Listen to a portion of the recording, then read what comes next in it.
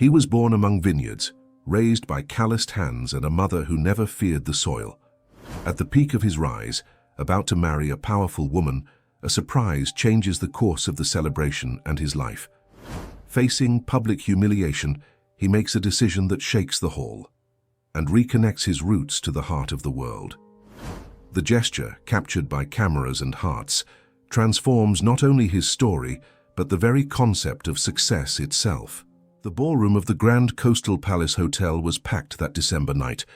Crystals reflected the light from dozens of chandeliers as guests dressed in their finest attire circulated among tables decorated with white orchids.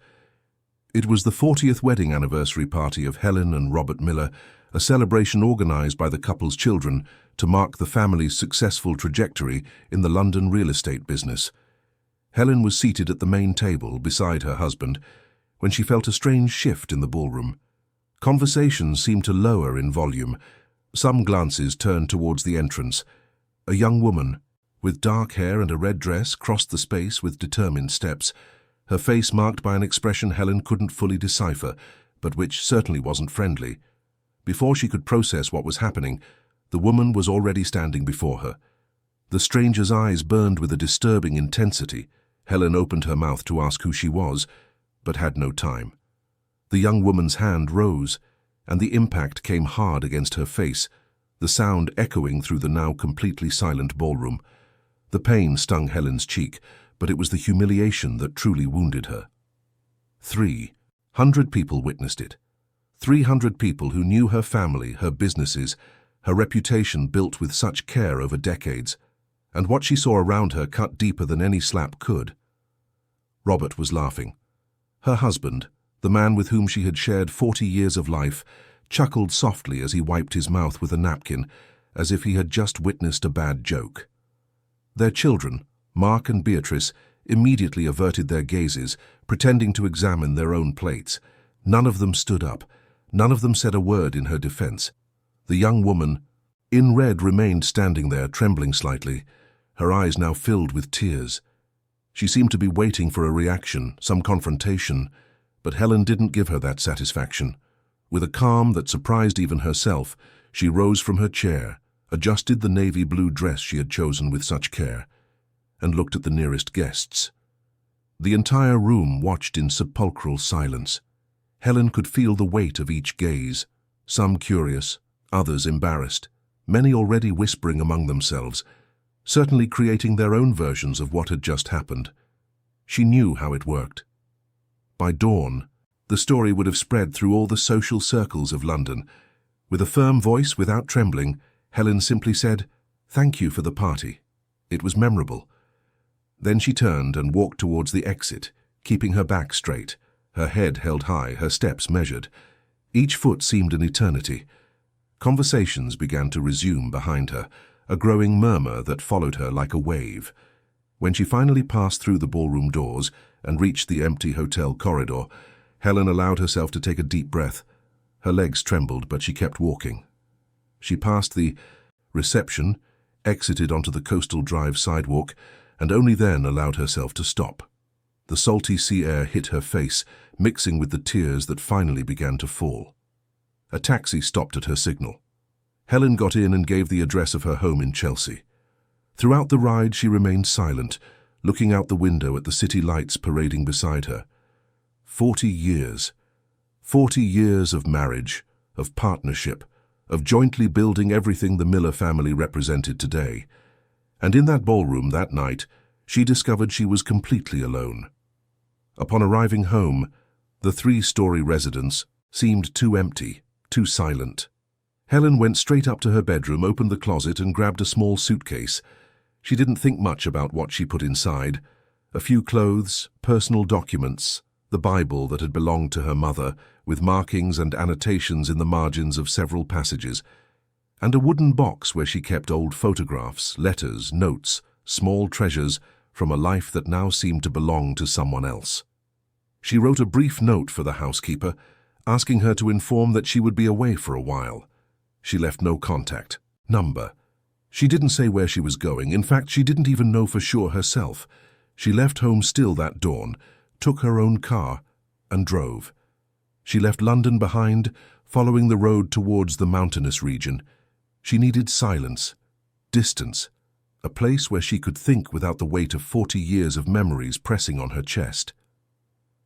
Dawn broke as she arrived at a small town called Lakeview Haven, nestled in the Lake District, surrounded by mountains and with a serene lake that reflected the increasingly clear sky. She found a simple guest house, nothing like the luxury she was accustomed to, but exactly what she needed at that moment. The owner of the guest house, a grey-haired lady named Mrs. Anne, greeted her with a warm smile that asked no questions. She showed her a small but cozy room with a view of the lake. Helen thanked her and, as soon as she was alone, lay down on the bed and finally allowed everything to surface. She cried until she had no more tears, until she felt her body completely exhausted. When she awoke, it was already late afternoon. Golden light streamed through the window, painting the room with soft hues. Helen got up, washed her face, and went down to the guest house's veranda. Mrs. Anne brought her fresh coffee and still warm cheese bread. "How long will you be staying, dear?" the lady asked, with genuine kindness. "I don't know," Helen replied. "As long as it takes." And so began her days of voluntary exile.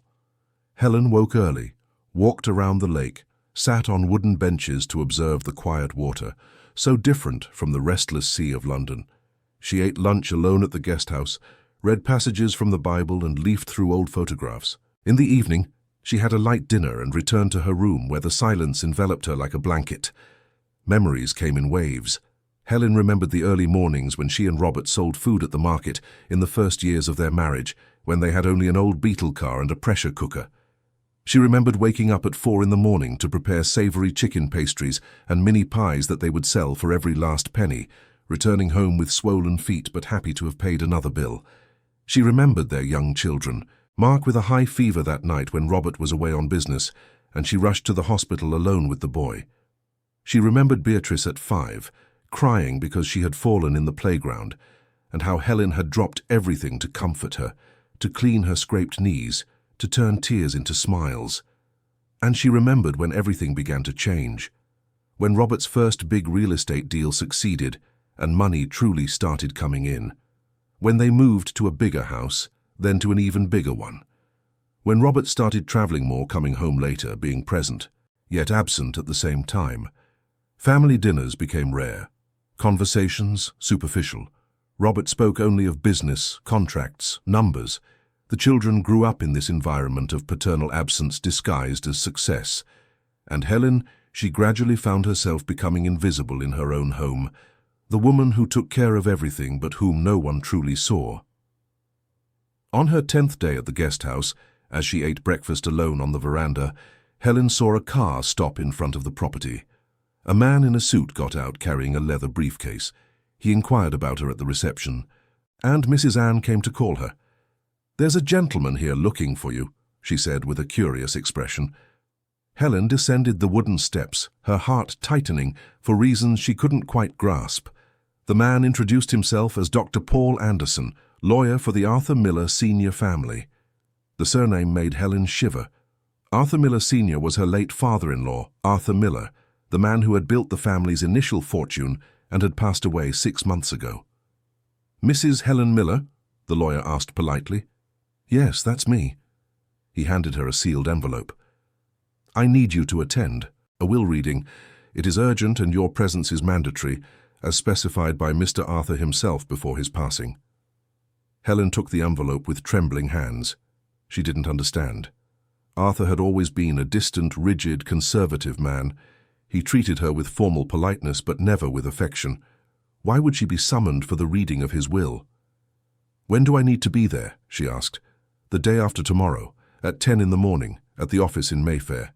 The address is in the envelope, along with other instructions. There is a specific clause that concerns only you." The lawyer bid farewell and left, leaving Helen with more questions than answers. She returned to her room, opened the envelope, and read its contents. They were formal documents, legal language she barely understood, but one phrase stood out: confidential clause addressed exclusively to Mrs. Helen Mary Miller. She sat on the edge of the bed, the paper still in her hands, and for the first time in days she felt something other than the pain that had consumed her. She felt curiosity, and perhaps, just perhaps, a small glimmer of something that might be hope. Helen returned to London the following morning, driving through the hill country roads with a heavy heart but a curiously alert mind. She told no one she was back. She checked into a small hotel in Kensington, far from Chelsea, far from the places where she might be recognized. She needed anonymity until she understood what was happening. On the morning of the will reading, she dressed simply. A white blouse, dark trousers, flat shoes, nothing to draw attention. She arrived at Dr. Paul Anderson's office 15 minutes before the appointed time. The building was on a quiet Mayfair street, an old but well-maintained edifice with that discreet elegance that characterized traditional London offices. The receptionist led her to a meeting room on the 4th floor. Helen entered and felt her stomach clench. Robert was there, sitting in one of the upholstered chairs next to Mark. Beatrice was further away, fiddling with her phone. None of them seemed genuinely surprised to see her, just embarrassed. Robert cleared his throat, but said nothing. Mark nodded slightly, a minimal greeting. Beatrice continued looking at her phone screen as if her mother were just any stranger. Helen sat in the furthest chair near the window.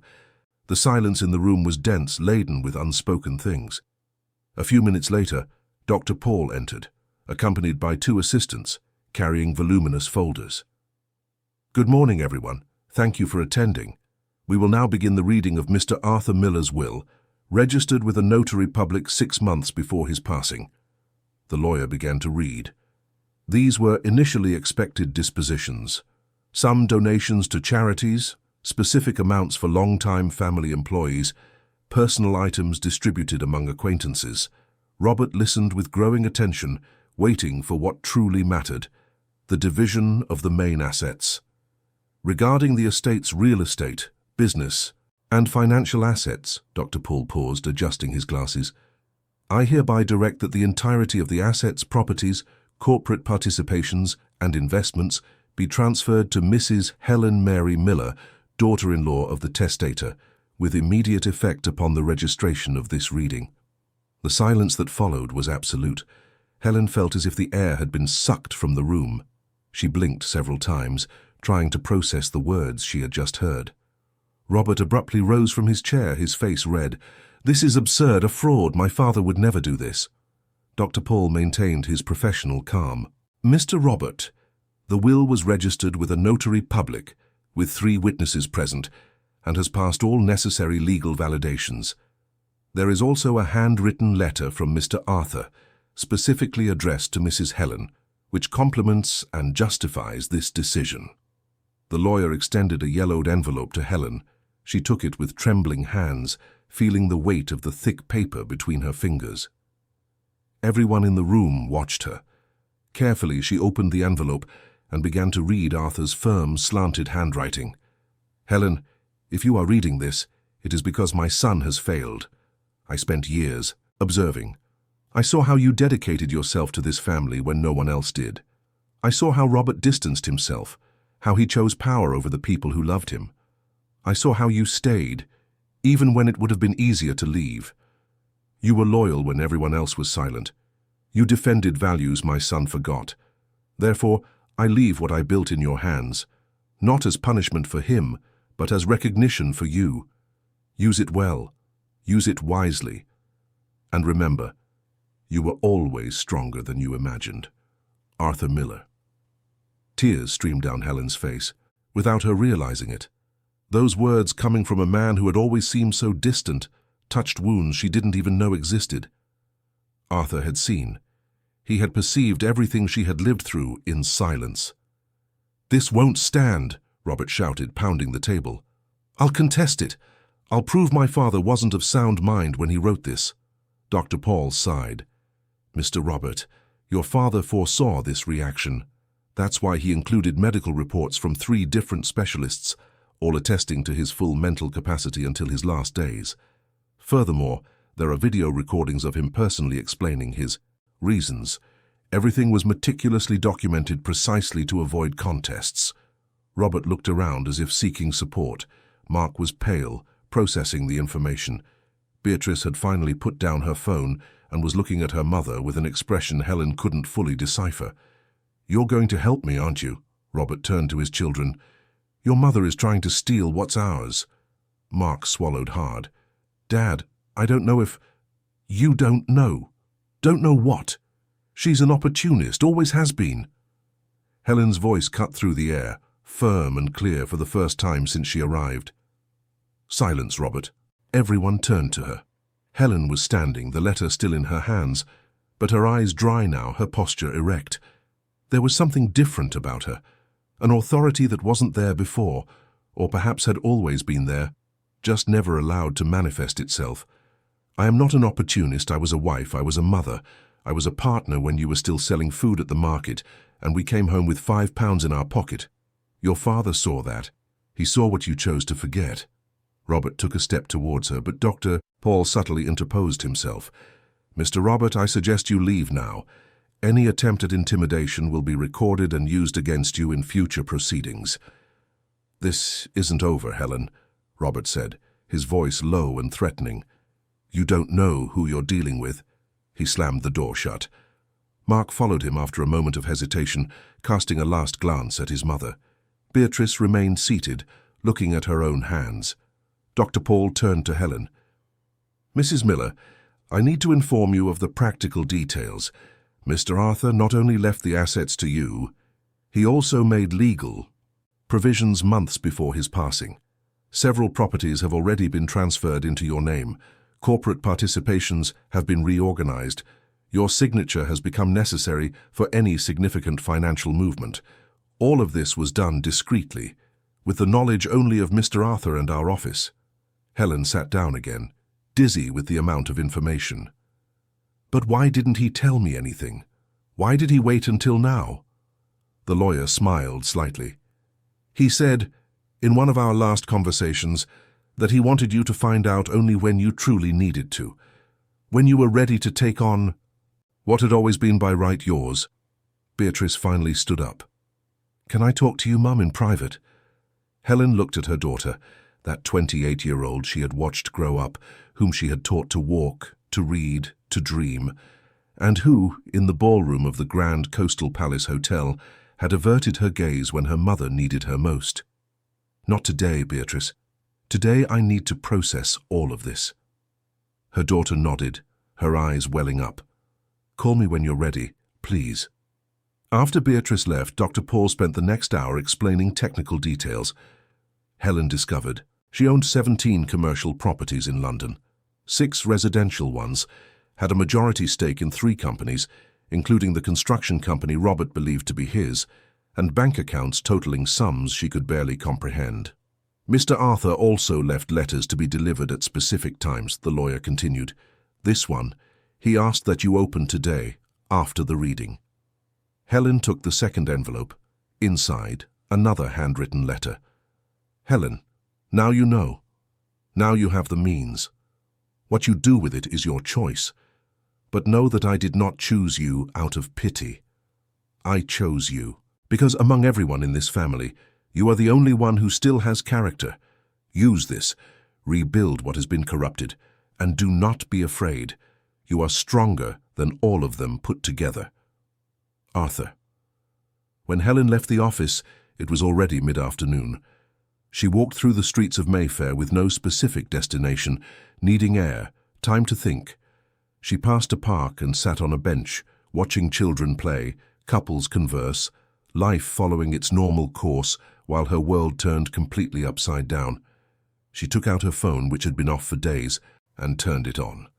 Dozens of messages began to arrive, most from unknown numbers, probably the press, some from friends, worried about her disappearance, and 3 from Mark. The first, "Mum, we need to talk." The second, "Please, call me."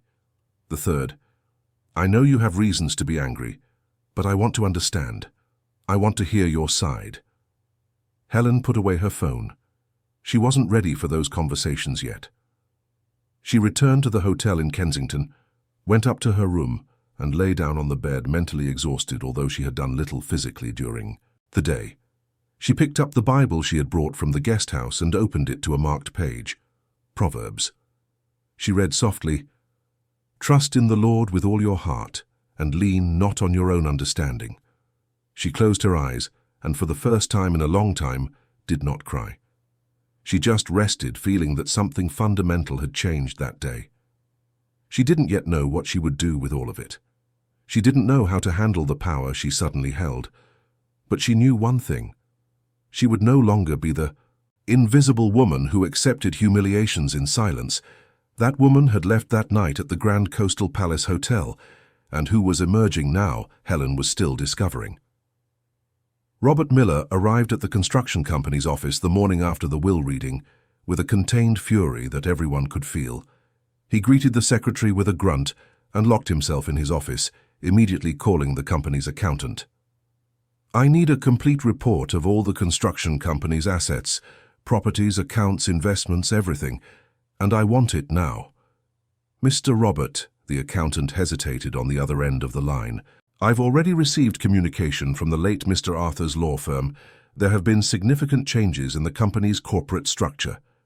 "What changes?" Awkward silence. "You are no longer the majority shareholder. The controlling stake was transferred to Mrs. Helen Miller 3 months ago through documents registered with a notary public by Mr. Arthur." Robert felt his blood run cold. "This is impossible. My father wouldn't do this without telling me." "Sir, I have the documents here. I can email them if you wish to verify, but everything is perfectly legal. Furthermore, for any financial transaction above £50,000, Mrs. Helen's signature is now mandatory." Robert slammed the phone down hard enough to crack the screen. He took several deep breaths, trying to control the rage rising like lava. He called the bank manager, where he kept the company's main account. "I need to transfer $2 million from the construction company's account to my personal account." "Mr. Miller, there has been a court injunction on all accounts linked to the company. I cannot authorize transfers without the approval of the new majority shareholder." "Who placed this injunction?" "The law firm of Anderson and Associates, on behalf of Mrs. Helen Miller."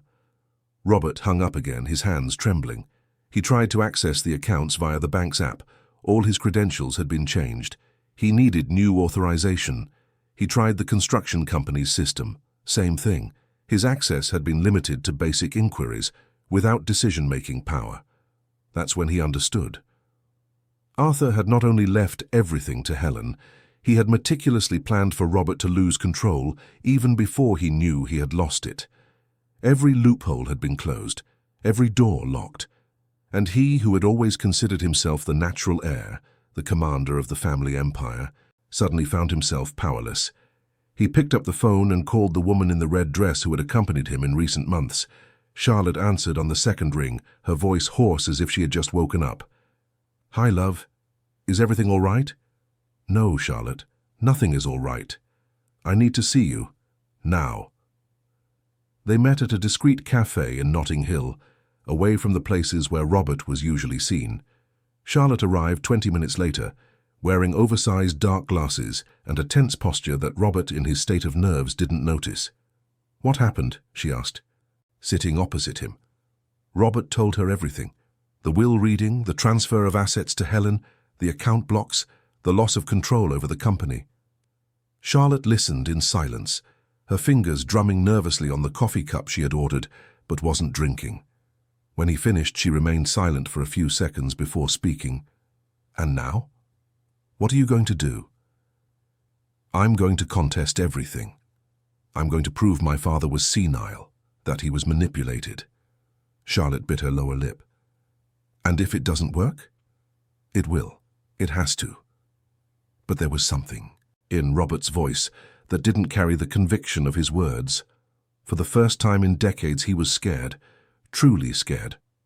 Meanwhile, Helen spent her days between the hotel in Kensington and meetings with Dr. Paul, who patiently guided her through the legal and administrative labyrinths of her new estate.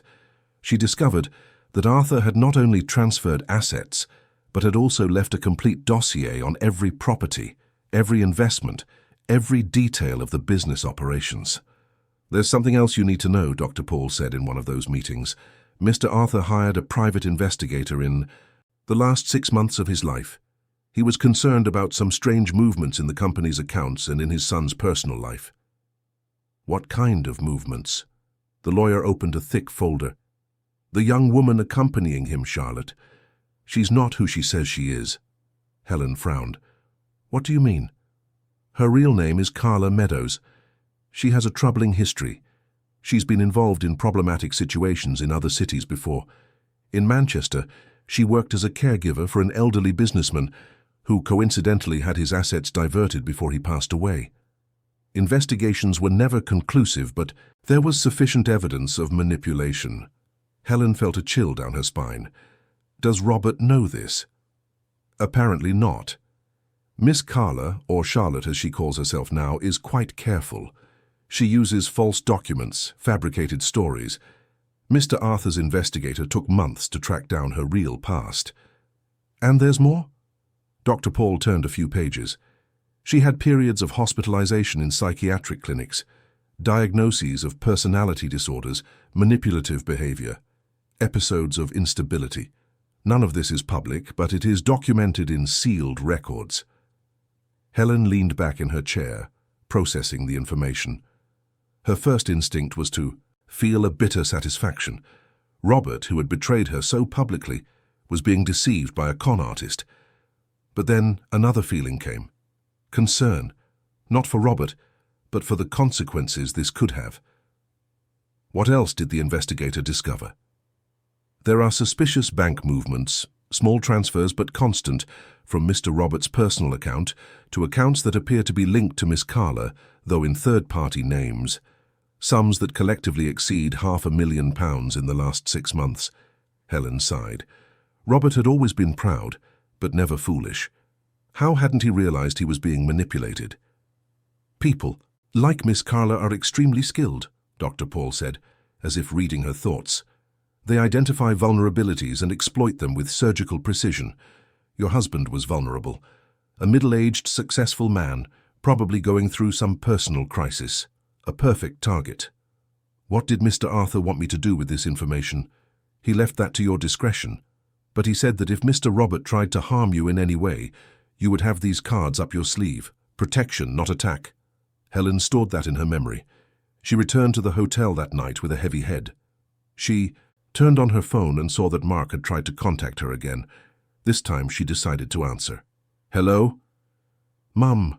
Her son's voice trembled slightly. Thanks for answering. Hi, Mark.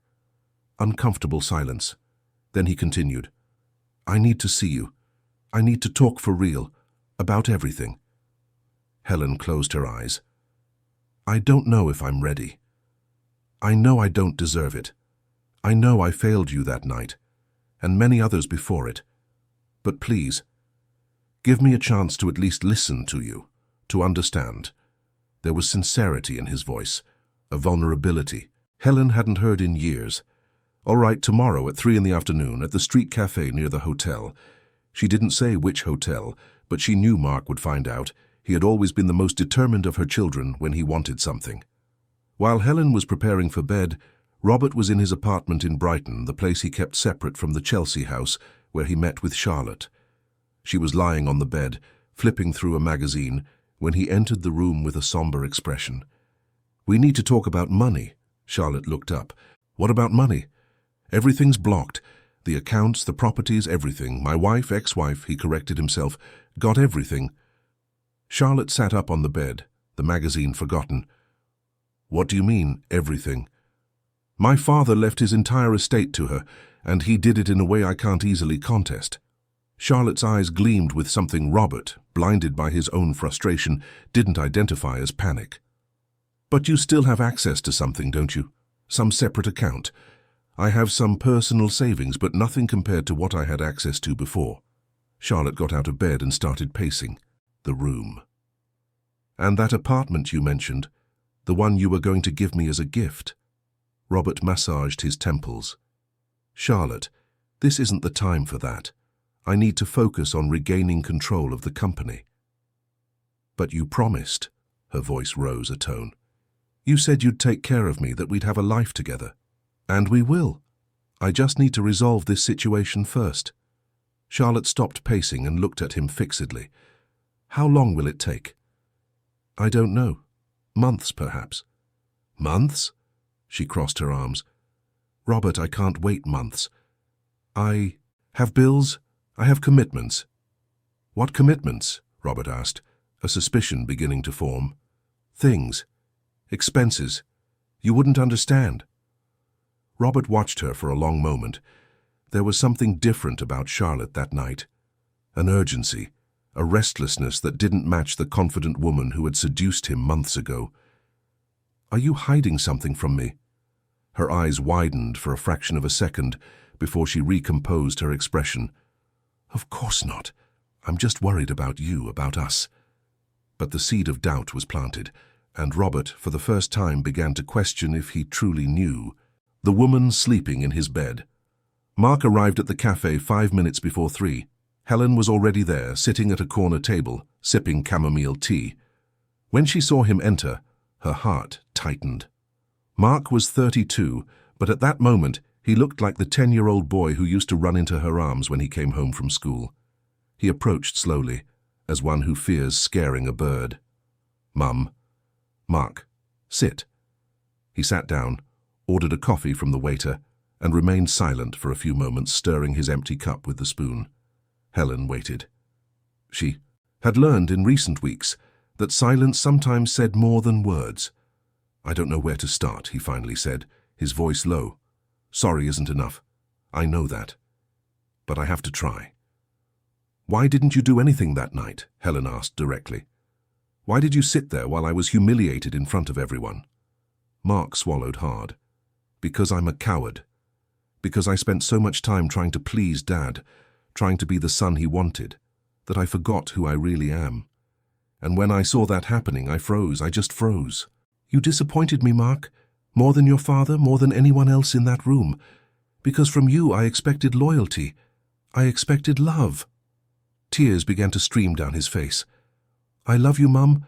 I always have. But I lost my way. Dad was always so domineering, so sure of everything, that I ended up believing that following his orders was the right thing to do. And I was wrong. So wrong. Helen felt her own defenses begin to yield. There was genuine sincerity in Mark's regret. She knew her son. She knew how to distinguish manipulation from truth. I found some things, he continued, pulling an old shoebox from a bag he had brought. I was looking for some documents in the house's attic and found this. Helen opened the box. Inside were letters, dozens of them, all addressed to Mark and Beatrice, written in her own hand. Letters she had written over the years in the most difficult moments when she needed to express what she felt but couldn't say aloud. I didn't know you had written all of this, Mark said, his voice choked.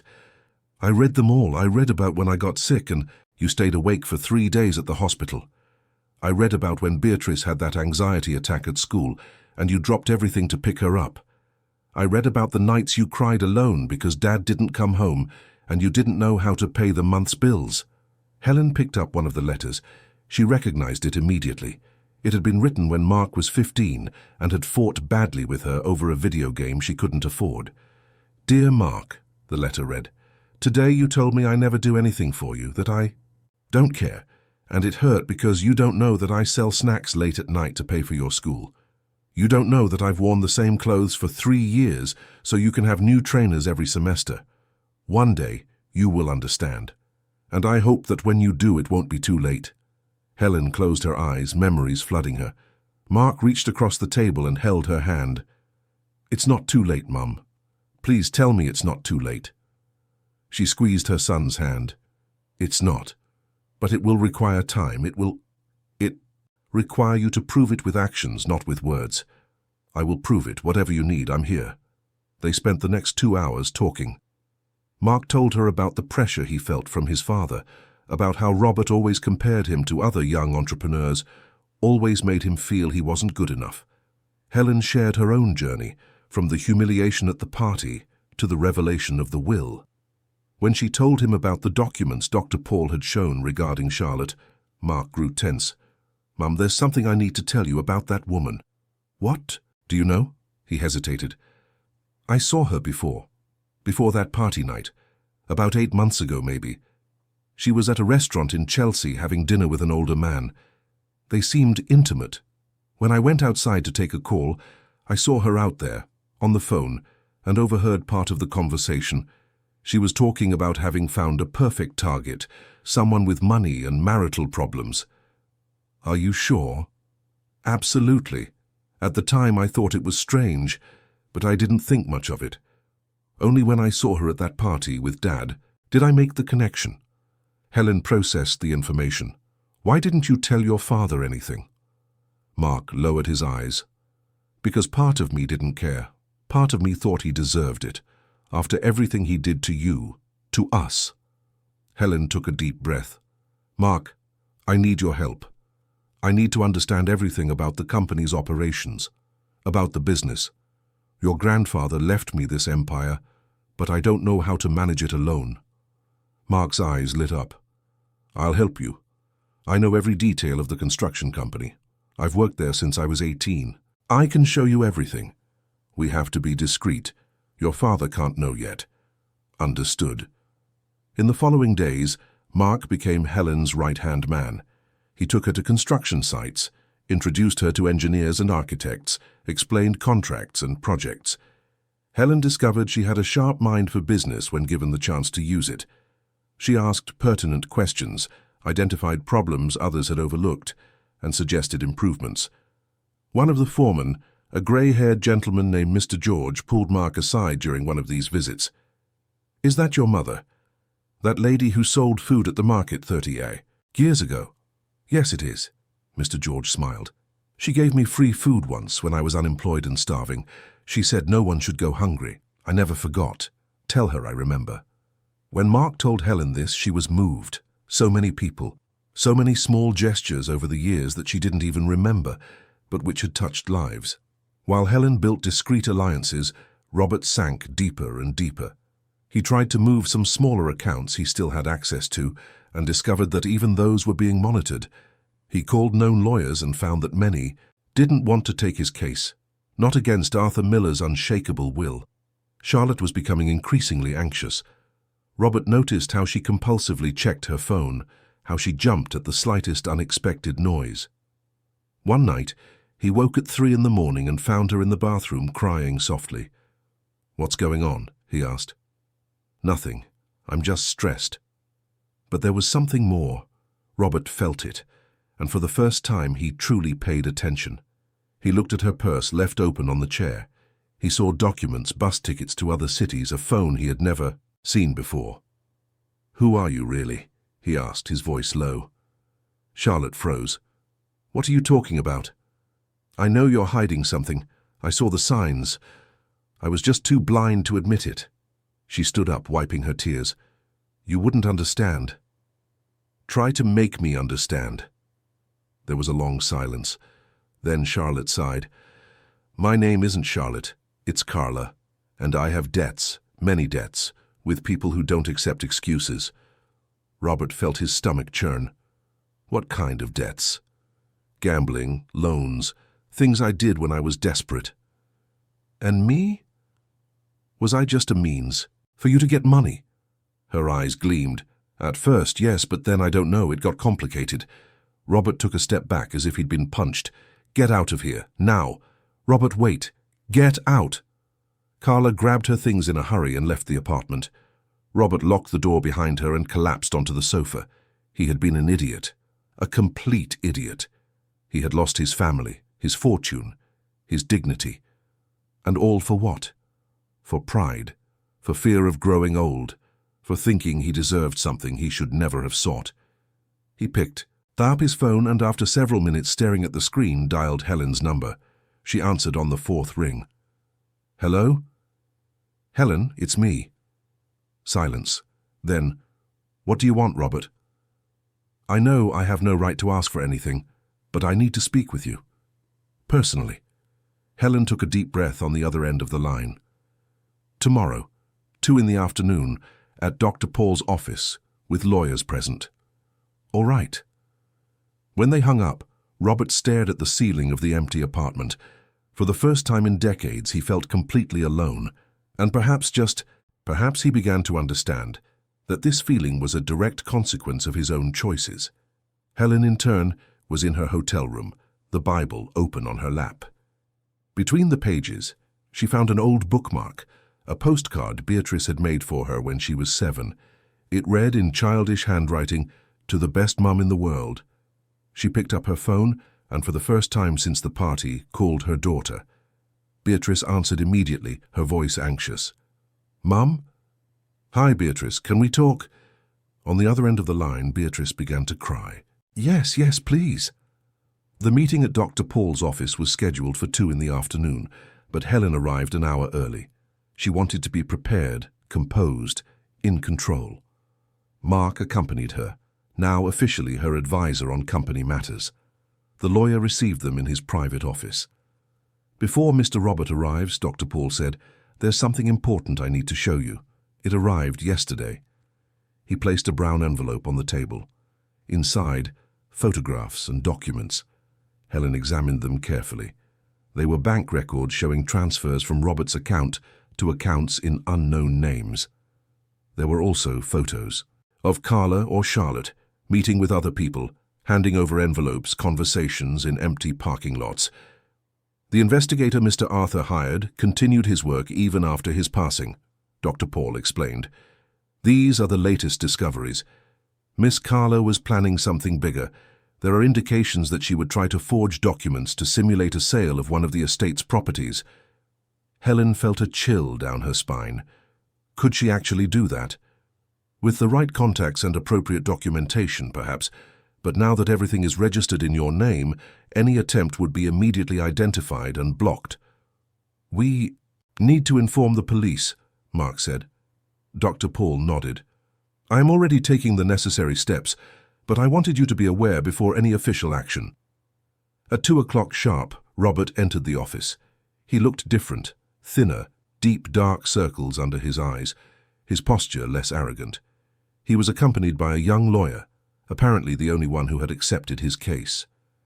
"Helen," he began, his voice hoarse. "Thank you for agreeing to see me." She didn't answer, just gestured for him to sit down. The silence in the room was dense. Robert looked at his son, who averted his gaze. Then he turned to Helen.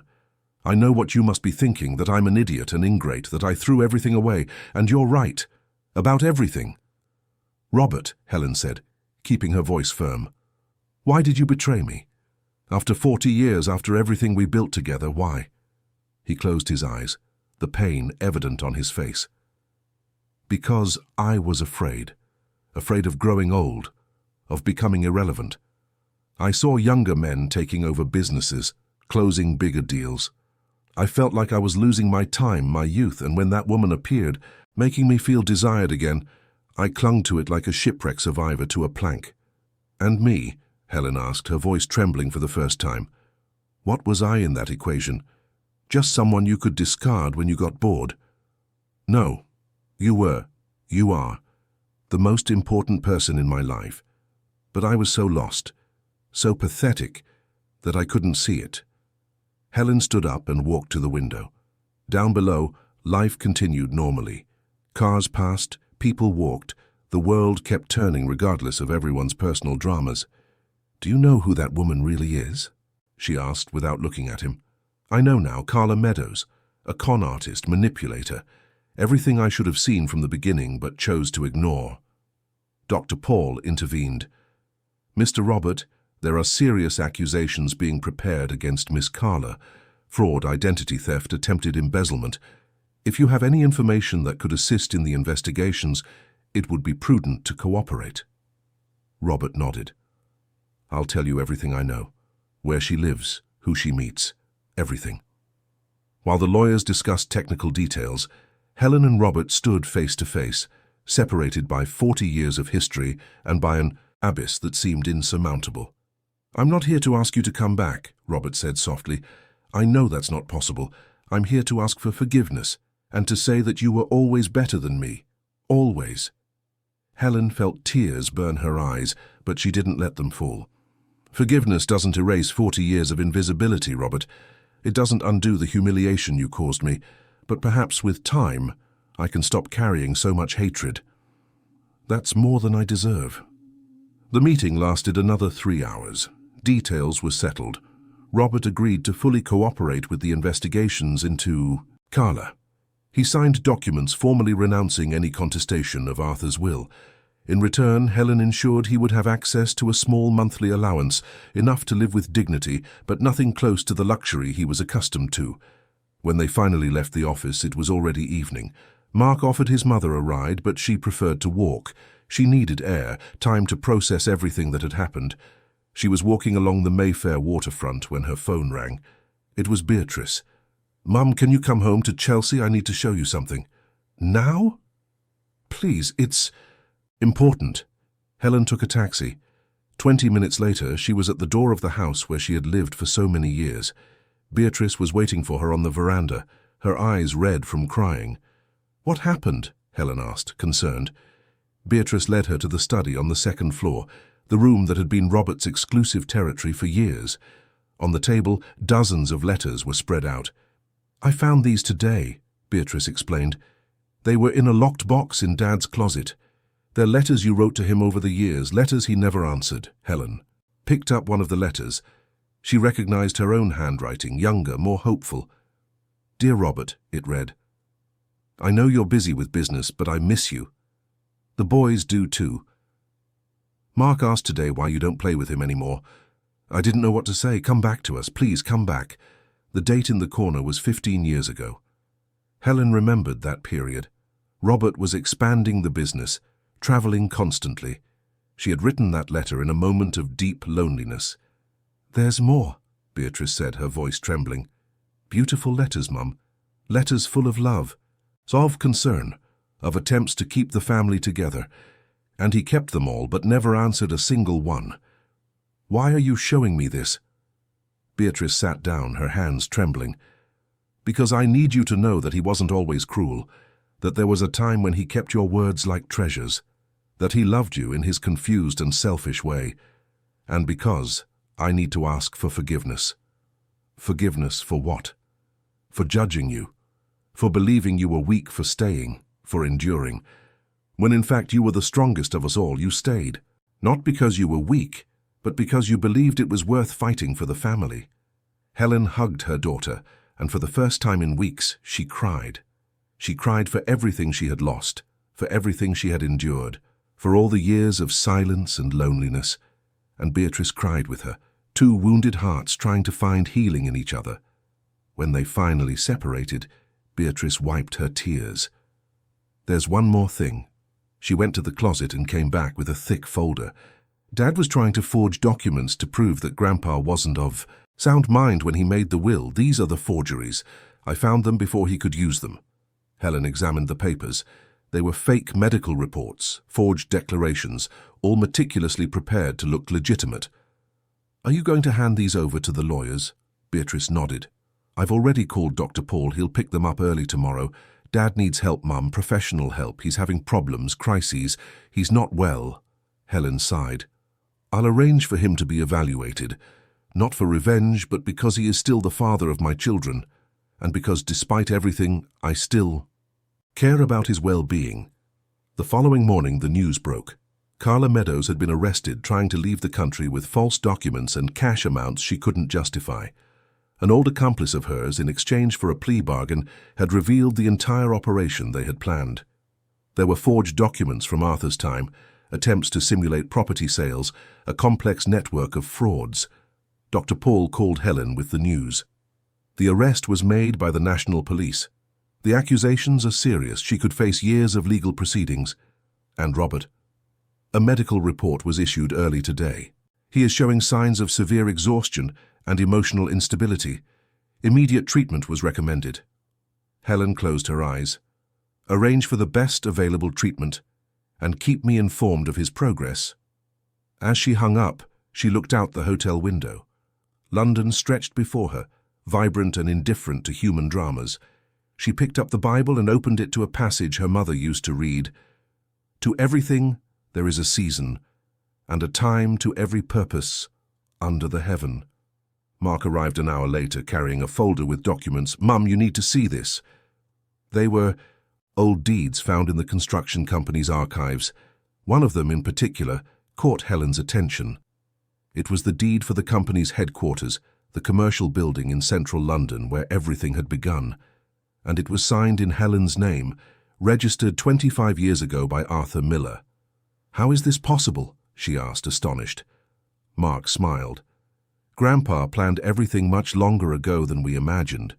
He already knew, even back then, that you were the true foundation of this family, and he ensured that legally you would always have rights over the heart of the empire." Helen sat down, her hands trembling. Arthur had seen her, not just in the last months of his life, but for decades.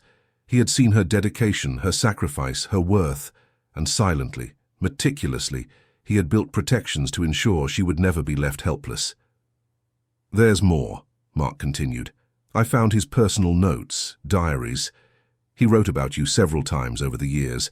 May I read an excerpt?" Helen nodded, unable to speak. Mark opened an old notebook. "Here, from 12 years ago. I watched Helen today at Mark's birthday. She organized everything herself, as always. Robert didn't even show up." She smiled at the guests, but I saw the sadness in her eyes. "My son is a fool. He has a diamond at home and prefers to look for colored glass in the street. One day, he will realize what he lost. And when he does, I hope it won't be too late. But I will ensure Helen is protected no matter what." Tears finally fell down Helen's face, warm and liberating. Someone had seen, someone had valued her, and that someone had ensured that her silence, her loyalty, her invisible strength would not be in vain. 3 months had passed since the will's revelation. Autumn had arrived in London, bringing milder temperatures and a golden clarity that bathed the city. Helen was sitting in her new office, in the building she had discovered had been in her name for so long. The walls were decorated with elegant simplicity, nothing ostentatious, just what was needed to create a professional and welcoming environment. Mark entered, bringing the monthly reports. "Mum, the numbers are excellent. The construction company had its best quarter in 5 years. All the new projects you approved are on schedule and within budget." Helen smiled, taking the documents. She had learned a lot in these months. She had discovered she had a natural aptitude for business, a strategic vision that had always been there, just never had the opportunity to flourish. Under her management, the company had not only stabilized but prospered. "How's your father?" she asked. "Better. The treatment is helping. He asked to see you, by the way. Says he has something important to say." Helen nodded. "Tell him he can come tomorrow, here at the office." Beatrice was also prospering. She had taken over the management of one of the smaller real estate projects, showing talent and dedication that surprised everyone, including herself. She met regularly with her mother, slowly rebuilding the relationship she had almost lost. That afternoon, after work, Helen decided to visit the guest house in Lakeview Haven. It had been weeks since she was there, but she felt the need to see Mrs. Anne again, and the place that had been her refuge in her darkest moments. The journey through the hill country roads was therapeutic. When she arrived, Mrs. Anne greeted her with a warm hug and a bouquet of fresh flowers picked from the guest house garden. "Helen, what a joy. To see you. Come in, come in. I'll make some fresh coffee." Sitting on the veranda with a view of the lake reflecting the late afternoon colors, the two women talked. Helen recounted everything that had happened, from the will reading to Carla's arrest and Robert's gradual recovery. "You are a strong woman," Mrs. Anne said, her eyes shining with admiration. "But more than that, you are wise. Many people in your place would have chosen revenge, to destroy your ex-husband, to expose everything publicly, but you chose a different path." "I didn't want revenge," Helen explained. "I wanted peace. I wanted to rebuild, not destroy. And I realized that the best revenge was simply to live well, to take what was rightfully mine, and to let everyone reap what they sowed." "And they reaped, didn't they?" The lady smiled. "Your strength was in your silence, in not needing to shout to be heard." Helen looked at the lake, its waters calm and deep. That was exactly it. Her silence had not been weakness, but strategy. It had not been submission, but observation. And when the right moment came, that silence had transformed into the greatest possible victory.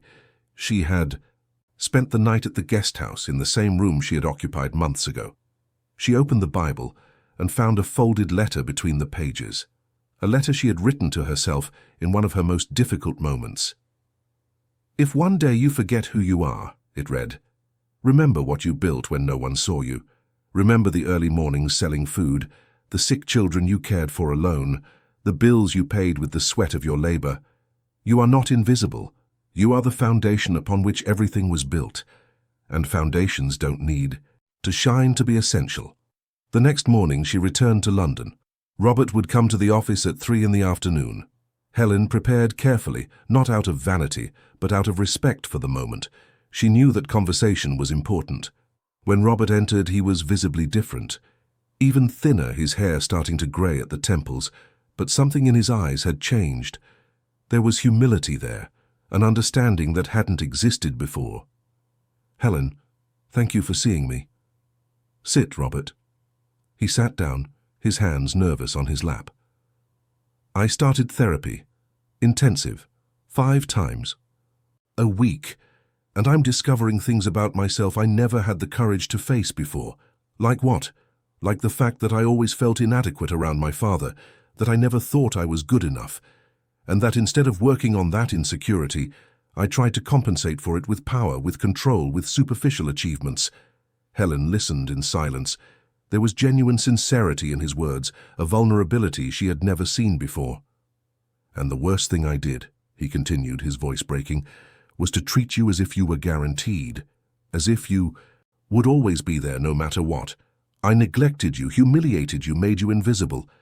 And you are the most valuable person who has ever passed through my life. Why are you telling me this now?" "Because I need to. I'm not asking for forgiveness so we can go back to how we were. I know that's impossible. I'm asking for forgiveness so I can move forward without carrying the weight of having destroyed the best thing I ever had." Helen took a deep breath. "I forgive you, Robert. Not because you deserve it, but because I deserve peace. I deserve to move on with my life without the burden of hatred." "Thank you." He wiped away tears. "There's one more thing. I found something among my father's papers, a letter he wrote to me, but asked to be delivered only now. May I read it?" Helen nodded. Robert opened the yellowed envelope and began to read, his voice trembling. "Robert, if you are reading this, it is because I failed as a father. I raised you to be strong, but I made you hard. I taught you to build empires, but I didn't teach you to value the people who sustain them. Helen was the best thing that ever happened to this family. She has the character you should have developed, the strength you should have admired, the wisdom you should have sought. Instead, you treated her like furniture. I hope that when you discover what I did, you will finally understand. True power is not in dominating, but in recognizing value where it exists. Helen was always the true leader of this family. It was time for her to have the means to exercise that leadership, not as punishment for you, but as justice for her. Learn from this, son, and be a better man than I was. Arthur." The silence that followed was profound. Robert folded the letter carefully and it back in the envelope. He was right. About everything. Helen stood up and walked to the window. Down below, the city pulsed with life. "And now what will you do?" "I will rebuild. Not wealth that you have and deserve, but my life, my character. I will try to be the man I should have been from the start." "I'm happy to hear that." "Helen, one last thing." He approached but maintained a respectful distance. "If one day in the distant future you need something, anything, I will be here. Not as an ex-husband, not as a partner, but as someone who owes you more than he can ever repay." She looked at him, seeing for the first time in years not the man who had betrayed her, but the young man she had known decades ago, the one who sold food with her at the market, who dreamed of a better future. That young man still existed somewhere. He just needed to be rediscovered. "I know, Robert. Now go, rebuild your life and rebuild your... Let me rebuild mine." After his departure, Helen returned to her chair and picked up her planner. On the first page, she wrote in a firm hand, "Today, my silence is worth more than all the words they denied me." In the following weeks, news about Carla Meadows dominated some headlines. The legal process advanced rapidly. It was discovered that she had victims in at least 4 different regions, always using the same pattern. She approached older, successful men, gained their trust, diverted funds, and disappeared. Robert was not the first, but he would be the last.